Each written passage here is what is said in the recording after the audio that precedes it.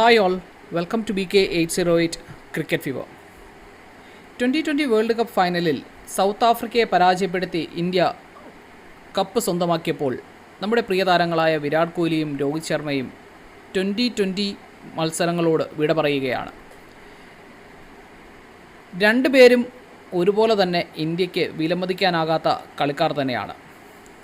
അവരുടെ വിടവ് നികത്താൻ എന്തായാലും ഇന്ത്യ കുറച്ച് തന്നെ പാടുപെടേണ്ടി വരും എന്നുള്ളത് സത്യമാണ്. ധോണിക്ക് ശേഷം ഇന്ത്യൻ ടീമിനെ നയിച്ച് ഒരു യൂണിറ്റിയോടെ കൊണ്ടുപോകാൻ ഒരു ലീഡർഷിപ്പ് ക്വാളിറ്റിയുള്ള ഒരു നല്ലൊരു ക്യാപ്റ്റനായിരുന്നു രോഹിത് ശർമ്മ. കഴിഞ്ഞ വൺ ഡേ വേൾഡ് കപ്പ് ഫൈനലിൽ ഇന്ത്യക്ക് പരാജയപ്പെട്ടിരുന്നെങ്കിലും ആ ഒരു വിഷമം എല്ലാവർക്കും ഈ ഒരു 2020 വേൾഡ് കപ്പ് ഫൈനലിലൂടെ മാറി എന്ന് തന്നെ വിശ്വസിക്കാം. 17 വർഷങ്ങൾക്ക് ശേഷമാണ് ഇന്ത്യ വേൾഡ് കപ്പ് സ്വന്തമാക്കി ഇരിക്കുന്നത്. പ്ലെയർ ഓഫ് ദ മാച്ചായി വിരാട് കോഹ്ലിയെയാണ് ഫൈനലിൽ തിരഞ്ഞെടുത്തത്. ആ സമയത്താണ് വിരാട് കോഹ്ലി തൻ്റെ വിരമിക്കൽ പ്രഖ്യാപിച്ചത്. തൻ്റെ വാക്കുകൾ ഇങ്ങനെയായിരുന്നു. Well, this was my last T20 World Cup and this is exactly what we wanted to achieve. This is an amazing game. I was telling Rohit today when we went out to bat, I was like, one day you feel like you can't get a run and then you come out and then things happen. God is great. I bow my head in gratitude. I'm just really grateful I was able to get the job done for the team on the day that it mattered the most. Have you just made an announcement, Virat, about T20 internationals? Yes, I have. This was an open secret. It was not something that I was not gonna announce even if we had lost. This was going to be my last T20 World Cup playing for India. It's time for the next generation to take over. ഇതായിരുന്നു വിരാട് കോഹ്ലിയുടെ വാക്കുകൾ.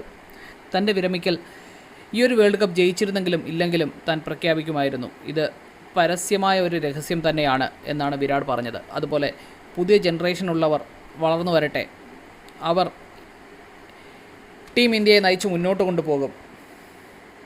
And keep the flag high in air എന്നാണ് വിരാട് പറഞ്ഞത്. വിരാടിൻ്റെ total performance നോക്കുകയാണ് എങ്കിൽ 117 മാച്ചസാണ് വിരാട് കളിച്ചിട്ടുള്ളത്. അതിൽ 4188 റൺസാണ് വിരാട് നേടിയിട്ടുള്ളത്. 137.04 സ്ട്രൈക്ക് റേറ്റ്. ഹൈ സ്കോർ വന്നിട്ട് 122 റൺസാണ്. 100s 1 ടൈമും 50s 38 ടൈംസുമാണ് നേടിയിട്ടുള്ളത്. വിരാടിൻ്റെ വിരമിക്കലിന് ശേഷം നമ്മുടെ ഇന്ത്യൻ ക്യാപ്റ്റൻ വേൾഡ് കപ്പ് നേടിയതിനെ പറ്റിയുള്ള ഒരു പ്രസ് മീറ്റ് നടത്തിയിട്ടുണ്ടായിരുന്നു. ആ പ്രസ് മീറ്റിലാണ് രോഹിത് ശർമ്മ തൻ്റെ വിരമിക്കൽ പ്രഖ്യാപിച്ചത്.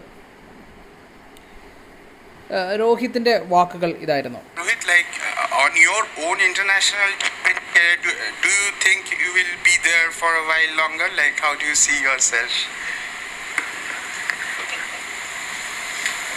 No, this was my last game as well. Honestly, I've enjoyed since the time I started playing this format, and nothing better time to say goodbye to this format. I've loved every moment of this. I started my India career playing this format, and this is what I wanted. I wanted to win the cup and say.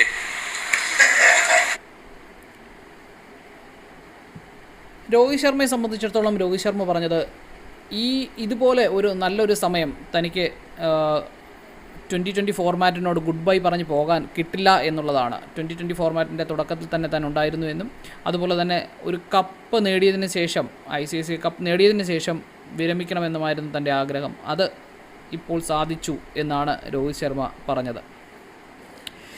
Rohit ശർമ്മയുടെ career നോക്കുകയാണ് എങ്കിൽ 159 മാച്ചസാണ് മൊത്തം ഉണ്ടായിരുന്നത്. അതിൽ 4231 runs നേടിയിട്ടുണ്ട്.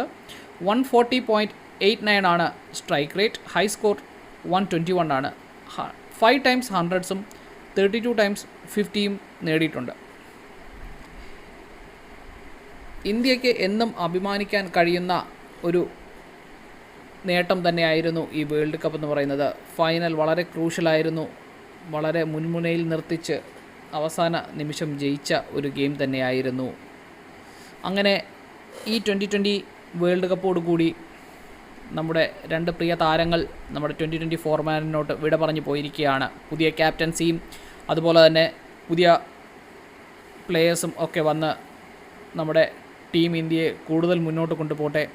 വിരാടിൻ്റെ വാക്കുകൾ കടമെടുത്താൽ and let them keep the flag high in air എന്നെ പ്രതീക്ഷിച്ചുകൊണ്ട് thank you for watching the video.